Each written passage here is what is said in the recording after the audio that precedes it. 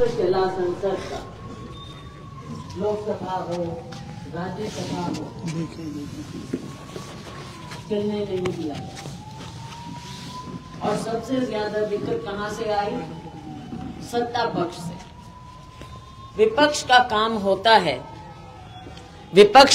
होता है कि हम लोगों की बात को उठाएं, लोगों के मुद्दों को उठाएं।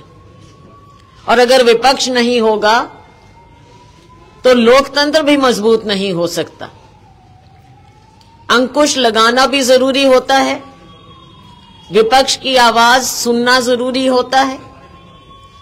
विपक्ष का काम है कि लोगों की बात को उठाएं, सरकार को चौकन्ना करें, और जो समझदार सरकार होती है वो विपक्ष की बात को सुनती है, विपक्ष को पूरी इज्जत देती है। ये हमने शुरू से देखा, चाहे आजादी की लड़ाई हो, उसके बाद संविधान की जो हमारी कमेटी बनी संविधान बनाने की, कॉन्स्टिट्यूएंट असेंबली, उसमें देखा, उसमें सबको साथ लिया गया, सभी पार्टियों को साथ लिया गया जब संविधान बना। और उसके बाद जब हमारे पहले प्रधानमंत्री नेहरू जी बने, उन्होंने भी ऐसी नींव रखी। जब संविधान की रचना करने की बात आई कि कौन इसका मुख्य रचयिता होगा, किसमें ऐसी काबिलियत है, तो सबकी नजर, गांधी जी की नजर, नेहरू जी की नजर, सरदार पटेल की नजर, सबकी नजरों में एक ही व्यक्ति, देश में, इतने बड़े देश में एक ही व्यक्ति आया, और वो थे बाबा साहेब भीमराव अंबेडकर। देश नया बनने जा रहा था। दुनिया में कई देशों में संविधान बन रहे थे, लेकिन लोग फिर भी संघर्ष कर रहे थे, और जो दबे कुचले थे दुनिया भर में संघर्ष कर रहे थे। महिलाएं संघर्ष कर रही थी अपने वोट के अधिकार के लिए, लेकिन हमारा संविधान बना। हमारे संविधान में, कॉन्स्टिट्यूएंट असेंबली में, तब हमारे नेताओं का, उस समय के, जिनको हम कहते हैं फाउंडिंग फादर्स, उनकी इतनी सोच थी कि हम सबको साथ लेकर चले। नया देश बन रहा है, नया संविधान बन रहा है, सभी के विचार हमको लेने चाहिए। और उस समय में भी जब ये भाजपा वाले आज बोलते हैं, हमला बोलते हैं, ये भूल जाते हैं कि इनके नेता श्यामा प्रसाद मुखर्जी, भाजपा तो चलो बाद की देन,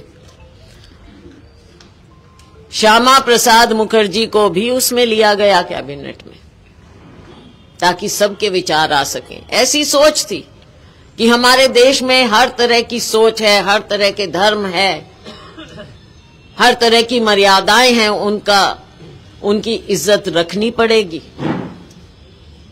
आजाद देश बन रहा है, ऐसी सोच अगर वो ना रखते तो हमारा देश आज तक, जो ये कहते हैं कि इतने सालों में, 7 दशकों में क्या मिला, हमारा संविधान बना, सबको अधिकार मिले। आपस में अलग अलग विचार होते हैं और लोकतंत्र में होने भी चाहिए, लेकिन उसको, विचारों को रखने का अधिकार भी दिया, हमारे संविधान ने दिया। ये हमारा ग्रंथ है। अगर हम अपने आजाद देश के ग्रंथ की इज्जत नहीं कर सकते, उनके रचयिता की इज्जत नहीं कर सकते, तो एक दूसरे की इज्जत नहीं कर सकते और लोकतंत्र की इज्जत नहीं कर सकते, जो आप आज देख रहे हैं।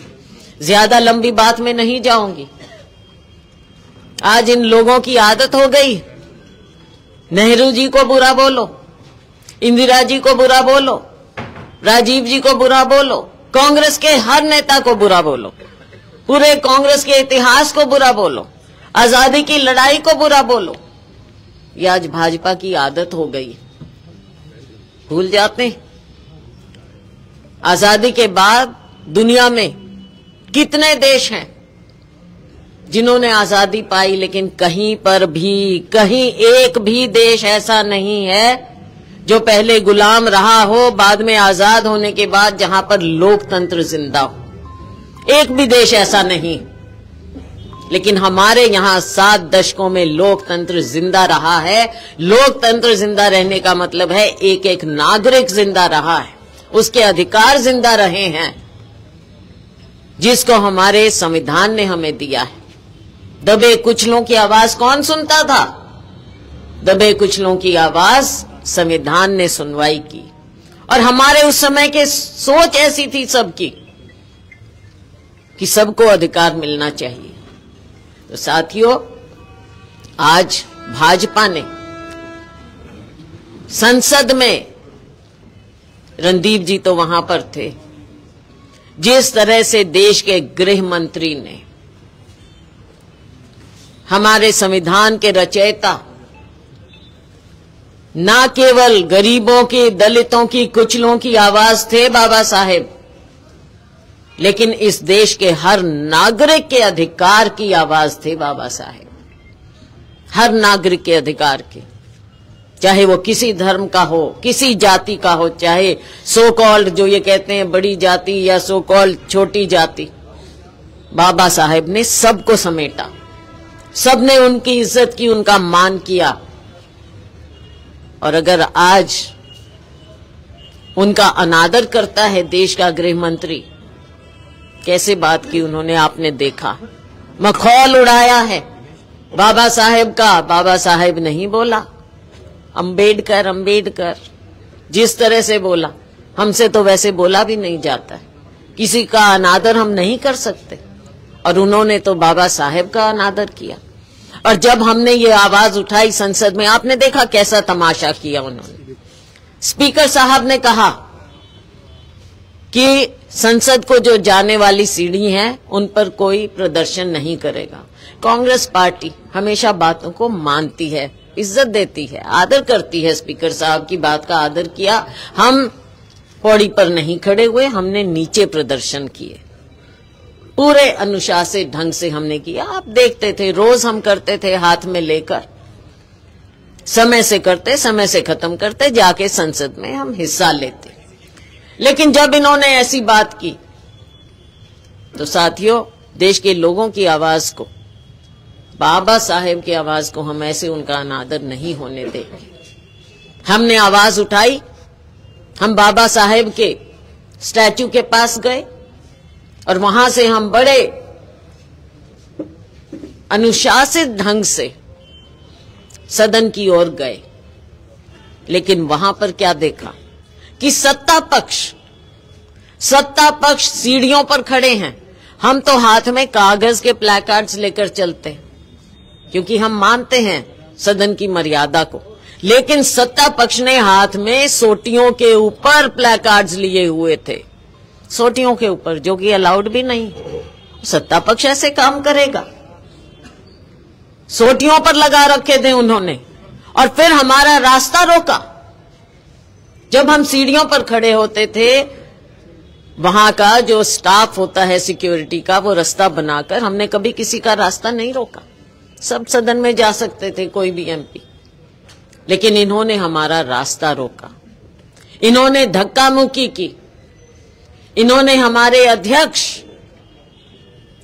अध्यक्ष खड़गे जी के साथ धक्का मुक्की की। वो गिरे हमारे सामने, प्रियंका जी के साथ, राहुल जी के साथ, और ये तो उल्टा चोर कोतवाल को डांटे, चोरी और सीना जोरी। उल्टा राहुल जी को कुछ बोलते हैं। असली मुद्दे से ध्यान बांटने के लिए किया जाता है। असली मुद्दा क्या है आज के दिन, उससे ध्यान नहीं भटकना चाहिए देश का। एक एक नागरिक तक हमने लेकर जाना है, हर गांव में, गली में, मोहल्ले में बताना है, हर ब्लॉक में हमने जाना है कांग्रेस पार्टी ने, कि किस तरह से बाबा साहेब का अनादर किया गया, कैसे ये लोगों को बांटने की कोशिश करते हैं, कभी धर्म पर, कभी जाति पर, और असली चेहरा इनका सामने आ जाता है। ये दलित विरोधी भी हैं और ये आम नागरिक विरोधी भी हैं, किसान विरोधी हैं। आज किसान बैठा है, सरहद पर बैठा है, हरियाणा पंजाब, तो ऐसे लगता है, मैंने कहा कि जैसे इंडिया पाकिस्तान। और दल्लेवाल जी की हालत बिगड़ती जा रही है, कोई सुध नहीं, ना भाजपा को ना आप पार्टी को। किसानों की कौन सुनेगा? अगर हम किसान की आवाज उठाते हैं, राहुल जी ने उठाई, प्रियंका जी ने उठाई, दोनों सदनों में उठाई, खड़गे जी ने उठाई, खुद आपने रणदीप जी को सुना, इन्होंने उठाई, सबने उठाई, हम उठा रहे हैं, लेकिन ये किसान की आवाज को दबाने में लगे हुए हैं। जो वायदा किया इन्होंने 2 साल पहले, आज उसका नामो निशान नहीं। वादा खिलाफी किसने की है? भाजपा ने की है। अनादर बाबा साहेब का किसने किया है? भाजपा ने की है, सरकार ने की है। और आज राहुल जी को कुछ कहते हैं, किसी को कुछ कहते हैं, तो ये बात हमने सहनी नहीं है। आज हमारा कार्यक्रम था कि हम सभी लोग इकट्ठा होकर यहां से मार्च करेंगे, बाबा साहेब की मूर्ति तक जाएंगे और ये बातों को हम रास्ते में नारे लगाते हुए अनुशासित ढंग से जाएंगे। लेकिन आप जानते हैं, कल चौटाला साहब की मृत्यु हुई, तो आउट ऑफ रिस्पेक्ट, आदर करते हुए, देखो वो मुख्यमंत्री रहे हैं, उनका एक व्यक्तित्व रहा है और सिरसा के बेटे हैं, तो हमने कहा कि हम अपना वो प्रोग्राम नहीं करेंगे, आउट ऑफ रिस्पेक्ट हम नहीं करेंगे।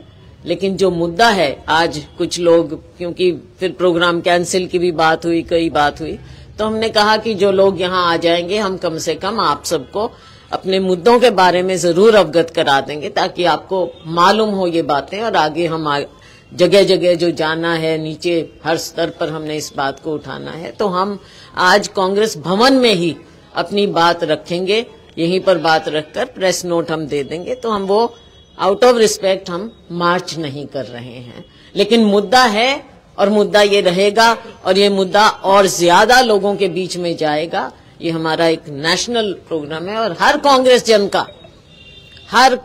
जन का ये फर्ज बनता है कि हम इन मुद्दों को उठाएं और लोगों के बीच में जाएं और इनका भाजपा का असली चेहरा सामने दिखाएं। पिछला चुनाव हुआ, आप सबने बढ़ चढ़कर उसमें भाग लिया। कांग्रेस पार्टी को कम से कम, रणदीप जी आपके यहाँ भी ठीक रहा नतीजा, हमारा ठीक रहा, अम्बाला का ठीक रहा, तो हमारे लोगों ने तो बहुत मेहनत की और उम्मीद भी थी सरकार बने, लेकिन मैं उन चीजों में आज ना जाकर, नहीं बनी, कोई बात नहीं, हम विपक्ष में हैं, लेकिन अपने फर्ज को हम नहीं भूलेंगे। ठीक है ना रणदीप जी? आप बल्कि और विस्तार में बताएंगे इन बातों को, तो मैं अपनी बात को यहीं विराम देना चाहूंगी कि हम आउट ऑफ रिस्पेक्ट वो कार्यक्रम नहीं कर रहे, लेकिन मुद्दा अपनी जगह है, मुद्दा ज्वलंत है और मुद्दा लोगों तक हम सब ने ये संदेशा लेकर जाना है। मैं रणदीप जी, पहले मैं